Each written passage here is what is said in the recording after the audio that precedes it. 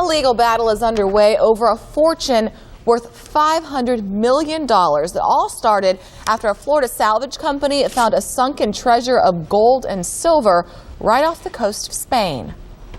The Spanish government says the treasure was once aboard a ship like this, a 34-gun frigate called the Mercedes, the one-time pride of Spain's Navy. The treasure, 500,000 gold and silver coins worth a whopping $500 million. A Florida salvage company found it last year off the Spanish coast. Just an amazing thing about gold. I don't care who you are, what age you are, or what you do.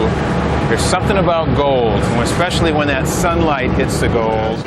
And Spain says it can prove they came from the Mercedes and they want it back. The mystery is over. There's only one such ship, the Mercedes. The coins and other artifacts that Odyssey took from the site are documented to have been on the Mercedes. The Mercedes left Peru, stopped in Uruguay, and was near Spain when British ships attacked in 1804. The Mercedes sunk with its treasure on board. Now Spain claims the Florida company looted the site of a sovereign Spanish Navy vessel, and it's turning to a court in Tampa that will ultimately decide who gets to keep the treasure. We are not after the gold. We are after history, after memory, after respect, basically, for what is essentially a marine graveyard for our people. Well, if they're really not in it for the money, then we would be happy just to keep all the coins, and then we will do the archaeological work at no charge if it turns out that there's a Spanish interest. So who should get all of that gold and silver? Former U.S. prosecutor Kendall Coffee is with us this morning to give us some legal insight. Good morning, Kendall. Hey, good morning, Jan. This week, Spain turned to the Florida courts saying it can prove the gold belongs to them. So why is all of this happening in our state, in Florida? Well, with maritime law, the jurisdiction generally depends on where the ship or where the cargo is located. Here, the $500 million in coin and other artifacts are stored in Tampa warehouses. So it's in federal district court. With treasure hunts, whether it's by land, by sea, or in the courts, you got to go to where the treasure is. So does it make a difference that the Tampa-based company found the treasure, claims it was recovered in international waters? Does this play into anything? Could be a giant difference because Spain, and we don't exactly know where it is, if they can establish that it was within Spanish territorial waters, then Spanish law would govern. You may recall the big battle Mel Fisher had for years with the state of Florida, which was contending that his sunken galleon had fallen within Florida's waters. Ultimately, it had not. He won, but if this galleon actually fell in Spanish waters, it would be a completely different case.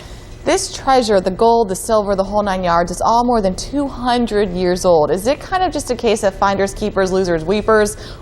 Is there a statute of limitations, if you will, in something like this? No statute of limitations. The finders, keepers is sort of an ancient rule, but nowadays you're more likely to hear it on the playgrounds than in the courtroom because it's been modified in Florida in most places by statute. In Florida, if it's lost or abandoned property and you keep it, that's a theft. What you got to do is turn it into law enforcement.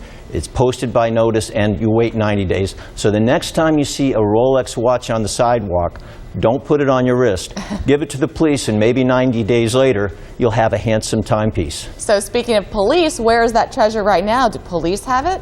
Well, the treasure right now is under lock and key in Tampa warehouses. It is within the judicial custody of the federal courts in Tampa, and that's where it's going to stay until this thing is resolved, which could be a lot of years from now.